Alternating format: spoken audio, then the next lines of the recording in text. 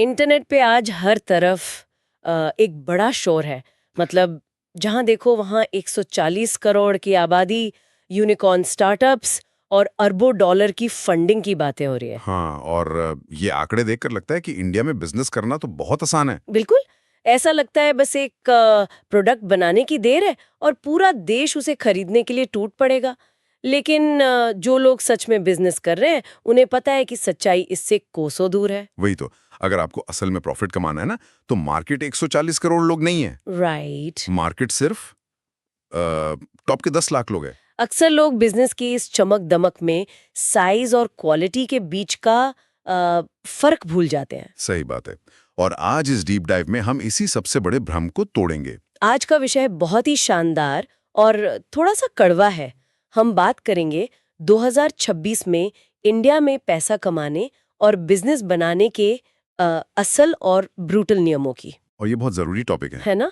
आज के हमारे इस विश्लेषण का आधार है इंडिया के नंबर 1 बिजनेस कोच राजीव तलरेजा का एक बहुत ही पावरफुल इंटरव्यू जो राज शिमानी के प्लेटफॉर्म पर पब्लिश हुआ था।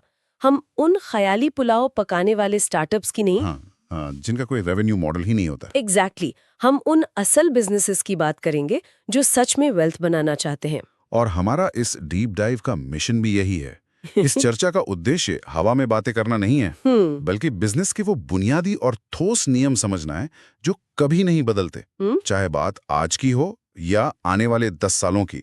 इंटरनेट के शोर से दूर ग्राउंड रियलिटी पर प्रॉफिट कैसे बनता है, आज हम उस साइंस को डिकोड करेंगे। तो चलिए इसको थोड़ा डिटेल में समझते हैं। किसी भी बिजनेस की शुरुआत में सबसे पहला सवाल क्या आता है दिमाग में? यही कि भाई हमारा कस्टमर कौन है। तो उसे लगता है जैसे वो एक बहुत बड़े समंदर के किनारे खड़ा है। उसे लगता है समंदर में करोड़ों मछलियां हैं, बस जाल फेंकने की देर है। लेकिन सच्चाई क्या होती है? सच्चाई ये है कि जब जाल वापस आता है तो उसमें ज्यादातर कचरा होता है। ये ऐसी मछलियां जो किसी काम की नहीं होती। सोर्स के हिसाब से असल मार्केट सिर्फ वो टॉप के 10 लाख लोग हैं। What's fascinating here is भीड़ कोई मार्केट समझ लेना एक फाउंडर की सबसे बड़ी भूल होती है, और यहीं पर एक बहुत ही सटीक फ्रेमवर्क काम आता है। अच्छा, कौन सा फ्रेमवर्क? जिसे आप मैन यानी MAN फ्रेमवर्क कहते हैं। ठीक है। इसका मतलब है मनी, अथॉरिटी और नीड। एक सही कस्टमर वही है जिसके पास ये तीनों चीजें एक ही वक्त पर मौजूद हों। मतलब पैसा, निर्णय लेने का अधिकार और जरूरत। बिल्कुल। अब मान लीजिए किसी के पास पैसा भी है और जरूरत भी, लेकिन उसके पास खरीदने का फैसला लेने की अथॉरिटी नहीं है। जैसे किसी को अपने पेरेंट्स या पार्टनर से पूछना पड़े। हाँ, तो वहां आपकी सेल्स साइकिल महीनों लंबी खिंच जाएगी और डील क्लोज होने के चांसेस कम हो जाएंगे। राइट। मतलब सिर्फ कस्टमर की जेब में पैसा होना काफी नहीं है, उसके पास तुरंत हाँ या ना कहने की पावर भी होनी चाहिए। एग्जैक्टली। और यहाँ एक बहुत ही ब्रूटल सच्चाई है जो हर बिजनेस ओनर को समझनी चाहिए। आप जिस इंसान को अपना प्रोडक्ट बेचते हैं ना, उस इंसान की जिंदगी की जो सबसे बड़ी प्रॉब्लम होती है, हाँ, वो असल में आपके बिजनेस की प्रॉब्लम बन जाती है। वेट, सच में? ये एक बहुत ही डीप बात है। इसे थोड़ा और डिटेल में समझाइए ना। कस्टमर की प्रॉब्लम मेरे बिजनेस की प्रॉब्लम कैसे बन सकती है? फिर इसे एक बहुत ही प्रैक्टिकल एग्जाम्पल से देखते हैं। मान लीजिए कंपनी है जो पानी के जहाज या बोट बनाती है। ठीक है। अब उनके पास 2 ऑप्शंस हैं। या तो वो एक आम मछुआरे को एक छोटी बोट बेचे, या फिर किसी करोड़पति को एक लग्जरी यॉट बेचे। दोनों बोट पानी पर चलती हैं, दोनों की बेसिक इंजीनियरिंग भी लगभग सेम होती है। लेकिन अगर कंपनी मछुआरे को बोट बेचती है, तो उस मछुआरे की सबसे बड़ी प्रॉब्लम क्या है आज की डेट में? ऑब्वियस सी बात है, उसके पास पैसे की कमी होगी। एग्जैक्टली। अब उसकी ये पैसे न होने की प्रॉब्लम सीधा उस कंपनी की प्रॉब्लम बन जाएगी। कंपनी को अब उसे डिस्काउंट देना पड़ेगा। ओह, और EMI का ऑप्शन देना पड़ेगा। बिल्कुल। और फिर हर महीने पेमेंट निकलवाने के लिए उसके पीछे भागना पड़ेगा, फॉलो अप्स करने पड़ेंगे। अरे हाँ, ये तो पूरा बिजनेस मॉडल ही स्ट्रेस वाला हो गया। और इसके उलट अगर वही कंपनी किसी करोड़पति को वो लग्जरी यॉट बेचती है तो प्रॉब्लम पूरी तरह बदल जाएगी। उस करोड़पति की प्रॉब्लम पैसे की कमी तो बिल्कुल नहीं है। राइट। उसकी प्रॉब्लम दिखावे की है, स्टेटस की है। वो बस ये जानना चाहेगा कि यॉट के अंदर जो लेदर लगा है, क्या वो प्रीमियम इटालियन लेदर है, या फिर क्या इस यॉट को देखकर उसके दोस्तों को जलन होगी। सही पकड़े। अब उस कंपनी की प्रॉब्लम सिर्फ इस प्रीमियम फील और एक्सक्लूसिव वाइब को डिजाइन करने की रह जाती है, जिसे सॉल्व करना कहीं ज्यादा आसान और प्रॉफिटेबल है। सोर्स में वेस्ट टेली की एक डिजाइनर का बहुत ही बेहतरीन एग्जाम्पल दिया गया था इस बात पर। ओह हाँ, वो लेने वाली बुटीक डिजाइनर की स्टोरी, वो केस स्टडी तो वाकई आंखें खोलने वाली है। एकदम सही। वो डिजाइनर पिछले 4 साल से एक मिडिल क्लास इलाके में अपना बुटीक चला रही थी। और वहां जो भी आता था उसका एक ही डायलॉग होता था, भैया बहुत महंगा है, थोड़ा ठीक ठीक लगा लो, यही ना। हाँ। और इस वजह से उस डिजाइनर का अपनी ही आर्ट और टैलेंट से भरोसा उठने लगा था। फिर उसने एक बहुत बड़ा स्टेप लिया। उसने वो पुराना बुटीक बंद किया और एक बेहद प्रीमियम लोकेशन पर अपना नया स्टोर खोल लिया। और दाम का क्या किया उसने? उसने अपने कपड़ों के दाम सीधे डबल कर दिए। और आप मानेंगे नहीं, नतीजा क्या निकला? सिर्फ 1 साल में उसने इतना प्रॉफिट कमाया जितना वो पिछले 4 सालों में मिलाकर नहीं कमा सकी थी। क्या बात है। और ऐसा सिर्फ इसलिए हुआ क्योंकि उसने अपने कस्टमर की कैटेगरी ही बदल दी। बिल्कुल, उसकी प्रॉब्लम ही बदल गई। लेकिन अब इस कहानी का एक दूसरा एंगल देखते हैं। क्या इसका मतलब सीधा सीधा ये है कि बस उन लोगों को टारगेट करो जिनकी कमाई बहुत ज्यादा है? नहीं, यहाँ पर थोड़ा ट्विस्ट है। स्पेंड थ्रेट नाम का कॉन्सेप्ट था, मुझे ये बहुत लॉजिकल लगा। हाँ, स्पेंड थ्रेट ये बिजनेस की दुनिया का एक ऐसा सच है जिसे ना लोग अक्सर इग्नोर कर देते हैं। सही में स्पेंड थ्रेट का मतलब होता है कि एक इंसान की कमाई का कितना बड़ा हिस्सा पहले से ही उसकी जिम्मेदारियों में फंसा हुआ है। सोर्स में एक हैप्पीनेस कोच का बड़ा मस्त एग्जांपल था। हाँ, वो कोच जो वर्किंग प्रोफेशनल्स को टारगेट कर रहा था। हाँ, वो उन लोगों को 6,000 रुपए में खुशी और पीस ऑफ माइंड बेचना चाहता था जो महीने का 60,000 से लेके 2 लाख रुपए तक कमा रहे थे। और जाहिर सी बात है उसे कोई क्लाइंट ही नहीं मिल रहा था। सही कहा, क्योंकि अगर हम उस 2 लाख कमाने वाले इंसान की असल जिंदगी देखें ना, हाँ। तो उसकी डिस्पोजेबल इनकम लगभग 0 होती है। बिल्कुल, उसकी कमाई का एक बड़ा हिस्सा तो घर की 80,000 की ईएमआई, कार की ईएमआई और बच्चों की महंगी फीस में चला जाता है। और बचा कुचा क्रेडिट कार्ड के बिल्स में। ऐसे इंसान के लिए खुशी नाम की चीज तो कंसिडरेशन सेट में ही नहीं आती। उन फिक्स्ड खर्चों के दबाव में 6,000 रुपए निकालना भी उसके लिए एक बहुत बड़ा थ्रेट है। इसी बात को अगर हम बड़ी पिक्चर में देखें तो उस कोच की स्ट्रैटेजी ही गलत थी। उसे उन लोगों को टारगेट ही नहीं करना चाहिए था। तो किसे करना चाहिए था? उसे उन लोगों के पास जाना चाहिए था जिनके लिए 6,000 रुपए खर्च करना कोई बड़ी बात नहीं है। जैसे कोई बड़ा पॉलिटिशियन हो गया या किसी टॉप सेलिब्रिटी के फैमिली मेंबर्स हो गए। अच्छा, उनके पास पैसे की कोई कमी नहीं है, टाइम भी बहुत है, लेकिन उनकी जिंदगी में शांति और सुकून बिल्कुल नहीं है। राइट। उनके लिए वो 6,000 रुपीज का खर्च स्पेंड थ्रेट तो बिल्कुल नहीं है। एग्जैक्टली। प्रोडक्ट बिल्कुल वही है, बस कस्टमर की खर्च करने की आजादी को समझना जरूरी है। बहुत सही पॉइंट है। अब जब एक बिजनेस ओनर ये तय कर लेता है कि उसका सही कस्टमर कौन है, तो अगला सबसे बड़ा और मुश्किल सवाल आता है प्राइसिंग का। हाँ, कस्टमर से चार्ज कितना करें? पहले के जमाने में एक सिंपल सा तरीका होता था। प्रोडक्ट बनाने में 100 रुपए लगे, उसमें 20 रुपए अपना मुनाफा जोड़ा और 120 रुपए कीमत तय कर दी। जिसे हम बिजनेस की भाषा में कॉस्ट प्लस प्राइसिंग कहते हैं। अब देखिए, वैसे तो ये तरीका आज भी कुछ मैन्युफैक्चरिंग या होलसेल बिजनेसेस में चलता है, लेकिन कंज्यूमर मार्केट में, कंज्यूमर या सर्विस मार्केट में, खासकर इस 2026 के दौर में ये तरीका पूरी तरह से खत्म हो चुका है। डेड। एकदम डेड। क्योंकि आज की दुनिया परसीव्ड वैल्यू पर चलती है।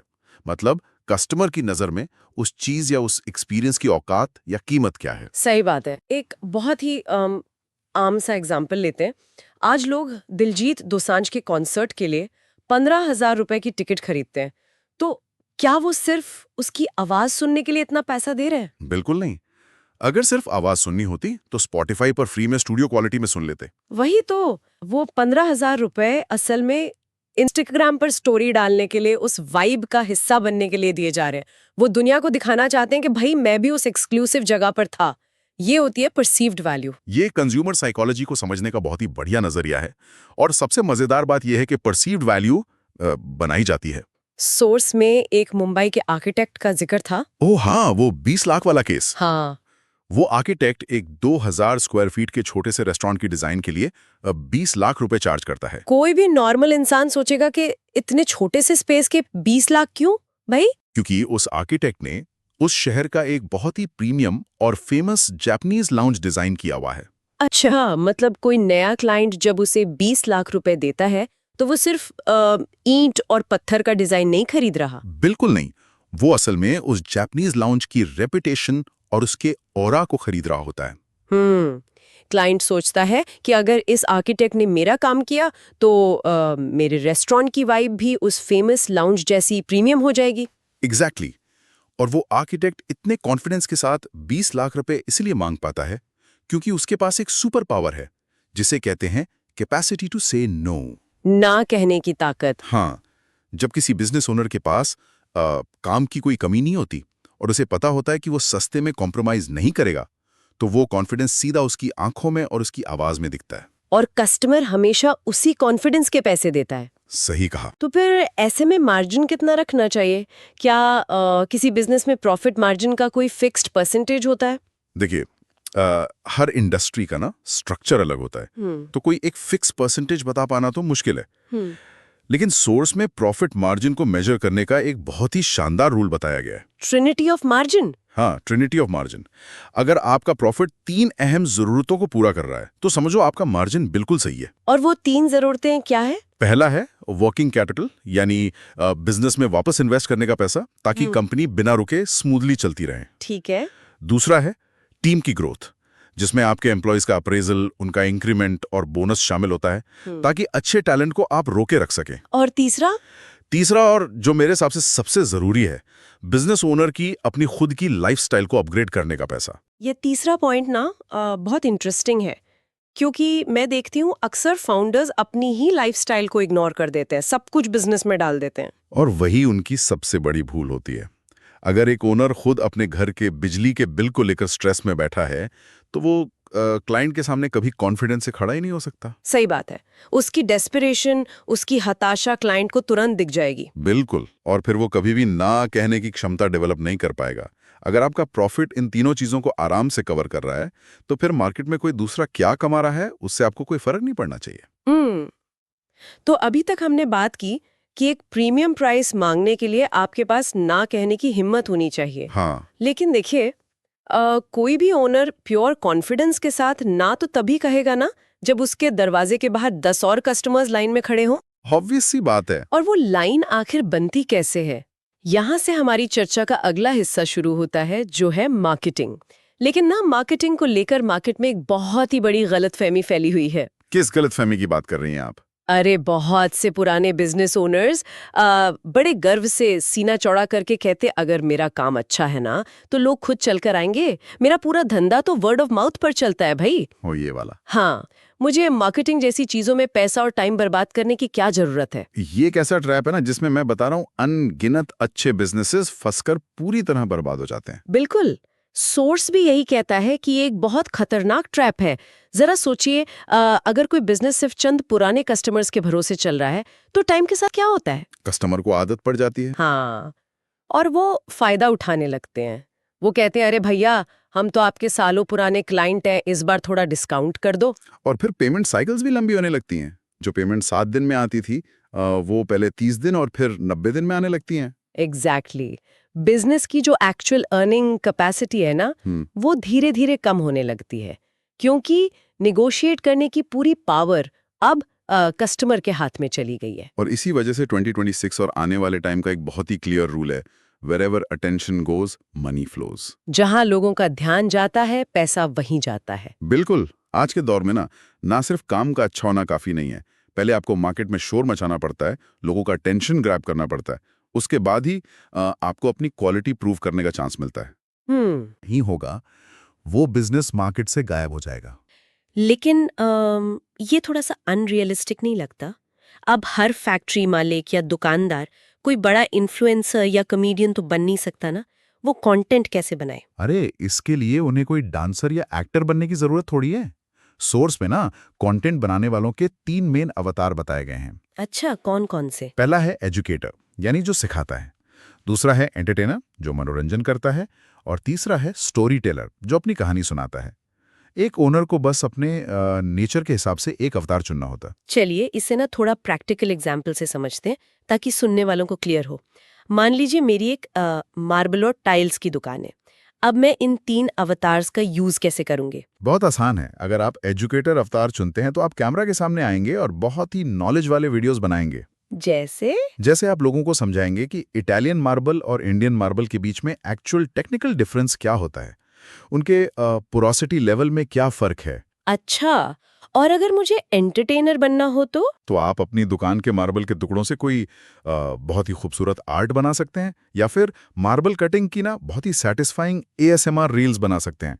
लोग ऐसी चीजें मजे के लिए देखते हैं और शेयर करते हैं। ठीक है। और तीसरा अवतार जो था स्टोरी टेलर, उसकी अप्रोच क्या होगी? उसमें आप टेक्निकल बातें बिल्कुल नहीं करेंगे, आप अपनी जर्नी सुनाएंगे। आप बताएंगे कि कैसे आप एक थर्ड जनरेशन बिजनेस ओनर हैं, कैसे आपके दादाजी ने ये दुकान एक छोटे से कमरे से शुरू की थी। और आज मैं किन नए तरीकों से पुराने बिजनेस को मॉडर्न बना रही हूँ। एग्जैक्टली।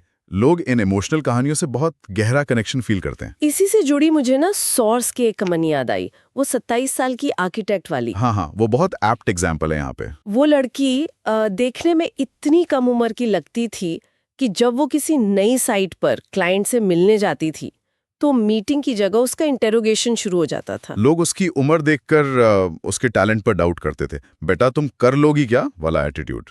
बिल्कुल। फिर उसने डिसाइड किया कि वो मार्केटिंग और कंटेंट का सहारा लेगी। उसने सोशल मीडिया पर अपनी एक्सपर्टीज शेयर करना शुरू किया। उसने ऐसे वीडियोस बनाए जैसे लिविंग रूम डिजाइन करते वक्त ये 5 गलतियां कभी मत करना। हाँ, और शुरुआत में भले ही उसके वीडियोस पर सिर्फ 1000 व्यूज आते हों, हाँ। लेकिन वो 1000 व्यूज उसके एक्चुअल टारगेट कस्टमर्स के थे। क्वालिटी व्यूज थे वो। और फिर 1 साल बाद तो पूरा सीन ही पलट गया। जब वो नए क्लाइंट से मिलने जाती तो अब कोई इसकी उम्र नहीं पूछता था। उस कंटेंट ने अथॉरिटी बिल्ड कर दी थी उसकी।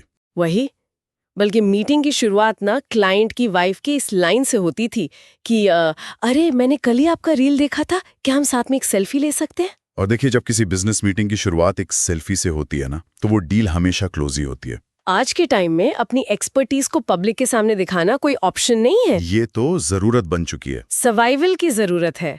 तो ठीक है, मार्केटिंग ने आपके लिए लोगों का ध्यान खींच लिया, लेकिन जब एक कस्टमर अपना पैसा लेकर मार्केट में निकलता है तो आपके जैसे 100 लोग और बैठे हैं वहां पे। सही बात है, कंपटीशन तो है। तो फिर वो कस्टमर सिर्फ आपको ही क्यों चुने, बाकी 99 लोगों को इग्नोर क्यों कर दे? इस सवाल का एक ही जवाब है, डिफरेंशिएशन, यानी बाकियों से खुद को अलग करना और अपनी ब्रांडिंग। अब इस कहानी का ना सबसे मजेदार हिस्सा देखते हैं। ब्रांडिंग की असली पावर को समझने के लिए सोर्स में फर्नीचर बिजनेस की एक बहुत ही कमाल की कहानी थी, जिसमें 3 कैरेक्टर्स थे, महेश, मुकेश और मनदीप। हाँ, तो कहानी शुरू होती है महेश से। महेश एक फैक्ट्री वर्कर था। एक दिन बॉस से झगड़ा हुआ और उसने गुस्से में नौकरी छोड़ दी। और अब वो एक फ्रीलांसर बन गया है। बिल्कुल, अपने घर की चौल में बैठकर कुर्सी के पार्ट्स जोड़ता है। उसका कोई ब्रांड नहीं है, कोई विजिटिंग कार्ड नहीं है।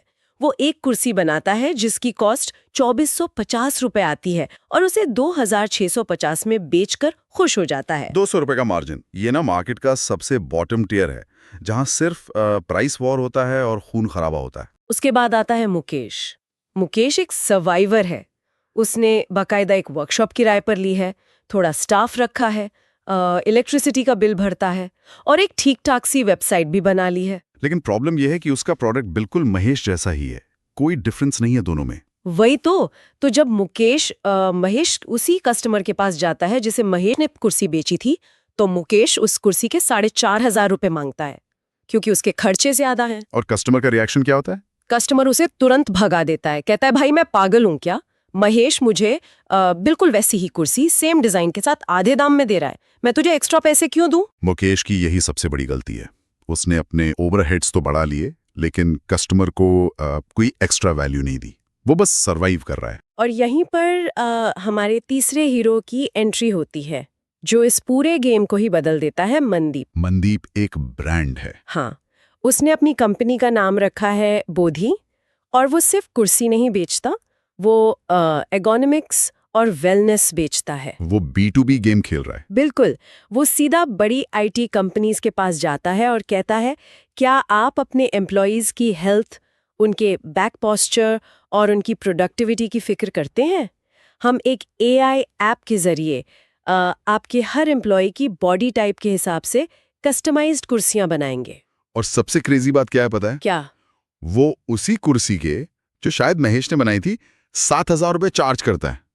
और वो बड़ी कंपनी जो खुशी खुशी वो पैसे दे देती हैं। ये हुई ना बात, ये इस चर्चा का सबसे सॉलिड टेक अवे है।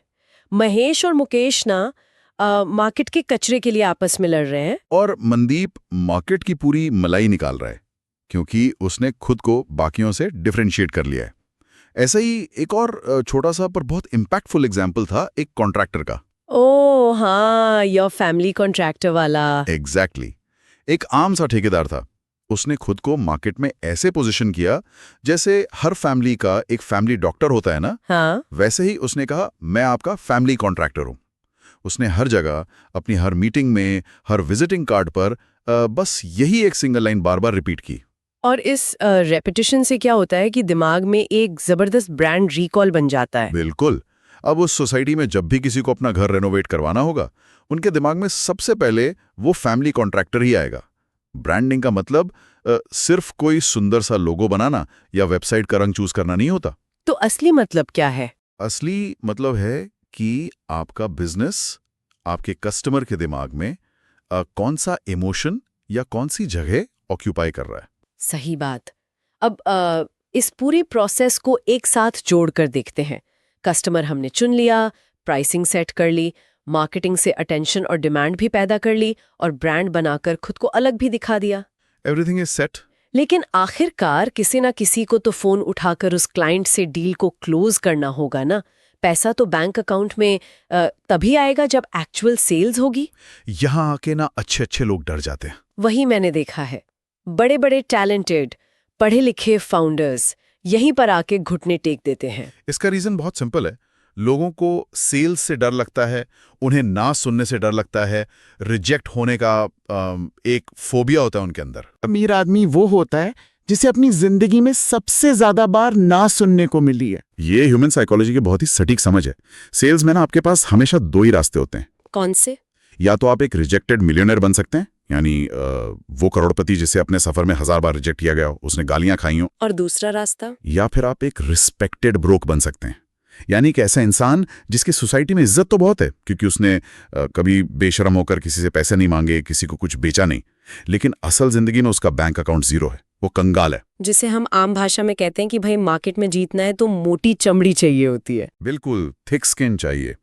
इसके लिए ना सोर्स में एक सैमुराई माइंडसेट का बड़ा अच्छा जिक्र था, जापान के वॉरियर्स वाले। हाँ, पुराने जापान में सैमुराई वॉरियर्स जब किसी बड़े युद्ध में जाने वाले होते थे तो वो लड़ने से पहले ही खुद का एक सिंबॉलिक अंतिम संस्कार कर लेते थे। वेट, खुद की ही फ्यूनरल कर लेते थे? हाँ, उन्हें अंदर से ये एहसास हो जाता था कि भाई हम तो पहले ही मर चुके हैं।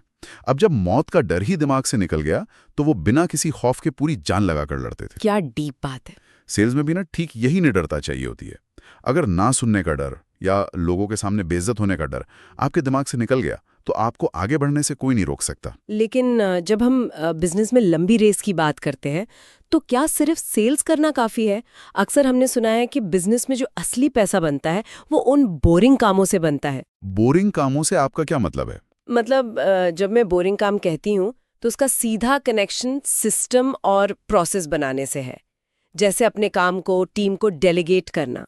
लेकिन ज्यादातर फाउंडर्स का क्या माइंडसेट होता है? मैं बताऊं, वो सोचते हैं इस नए लड़के को ये काम सिखाने में मुझे 2 घंटे लग जाएंगे, इससे अच्छा तो मैं खुद ही 10 मिनट में इस काम को निपटा लेता हूं। एग्जैक्टली, ये सबसे बड़ी बीमारी है। और यहीं से वो लोग ना मैं करने वाले बकरे बन जाते हैं। जो इंसान अपने बिजनेस का हर छोटा बड़ा काम खुद कर रहा है वो असल में बिजनेस ओनर है ही नहीं। तो वो क्या है? वो सिर्फ एक ओवरवर्क्ड फ्रीलांसर है जो खुद के लिए बस एक इनकम जनरेट कर रहा है। अब सोचिए, अगर कल को वो इंसान काम करना बंद कर दे या 1 महीने के लिए बीमार पड़ जाए तो क्या होगा? पैसे आने तुरंत बंद हो जाएंगे।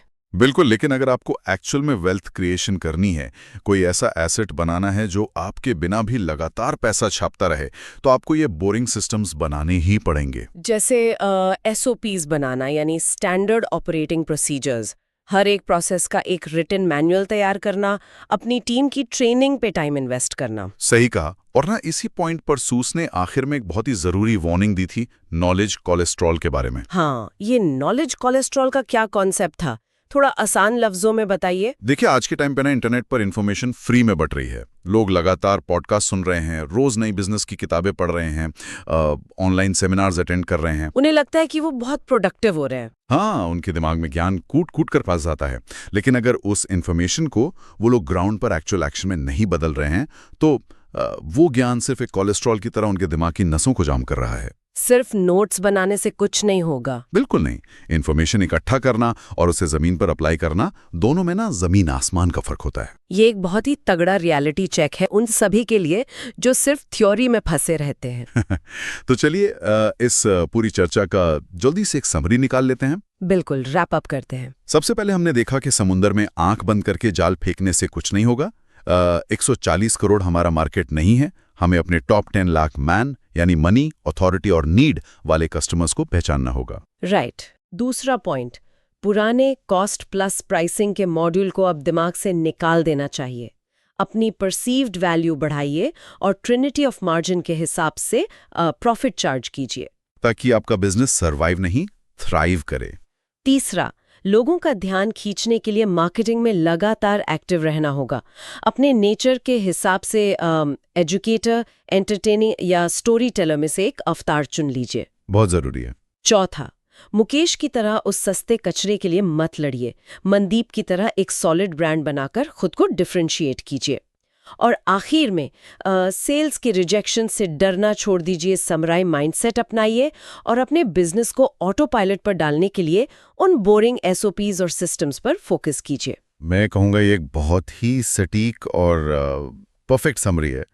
लेकिन इस पूरी बातचीत के बाद अगर मैं इसे फ्यूचर के नज़रिए से देखूँ ना, तो मेरे दिमाग में एक बड़ा डीप सवाल खड़ा हो रहा है। अच्छा, जो सोर्स में नहीं था। हाँ, सोर्स में नहीं था, लेकिन इस टॉपिक से डायरेक्टली जुड़ा हुआ है। तो बिल्कुल बताइए, क्या विचार है आपका? देखिए, आज हमने ना पूरी चर्चा इस बारे में की कि एक इंसान के बिहेवियर, उसके ईगो, उसके स्टेटस की भूख और उसकी खर्च करने की लिमिट को समझकर उसे अपना प्रोडक्ट कैसे बेचा जाए। हाँ, ह्यूमन साइकोलॉजी की बात की हमने। हाँ, लेकिन जरा सोचिए, जब हम 2026 या 2030 की दुनिया की तरफ बढ़ रहे हैं, तो आगे चलकर क्या होगा जब बड़े कंपनीज के लिए खरीदने का फैसला कोई इंसान लेगा ही नहीं, बल्कि एआई और एल्गोरिदम्स लेंगे। वेट, मतलब मशीन खुद डिसाइड करेंगे कि उन्हें क्या खरीदना है? बिल्कुल। मान लीजिए कल को किसी आईटी कंपनी का एआई असिस्टेंट ही ये डिसाइड कर रहा है कि ऑफिस के लिए कौन सी कुर्सी खरीदनी चाहिए। ओह, तो ऐसे में एक बिजनेस ओनर उस एआई एल्गोरिदम को अपनी परसीव वैल्यू, अपनी वाइब या अपने ब्रांड की वो इमोशनल कहानी कैसे बेचेगा?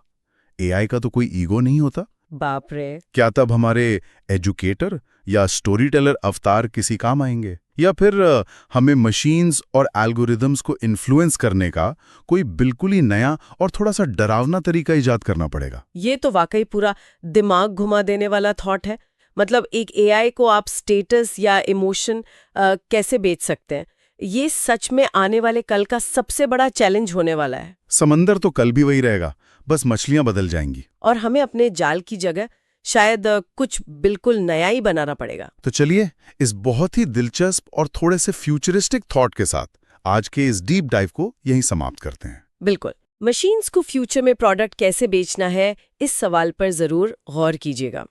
और तब तक अपने बिजनेस के उस जाल को बिल्कुल सही और सटीक जगह फेंकना शुरू कीजिए।